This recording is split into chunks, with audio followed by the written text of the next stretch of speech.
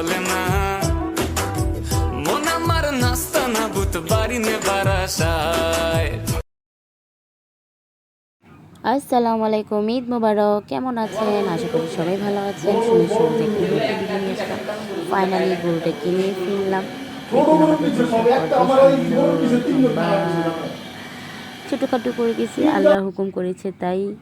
তারপরে চান্দাতে কিছু টুকটাক কেনাকাটা ছিল, শপিংয়ে গেলাম। আর কোথায়, নিউ মার্কেটে যে আমার বাবাজানের জন্য কিছু শপিং ছিল। আমার বোনের শরীর অসুস্থ, এটা সবাই জানেন, আপুরা ভাইয়ারা। তাও ওকে জোর করে একটু বললাম, চল একটু, তোর পছন্দ ছাড়া তো বাবাজানের জুতাই কেনা হবে না। আমার বাবার জন্য জুতা কিনে আমরা ফাইনালি বাসায় চলে আসলাম।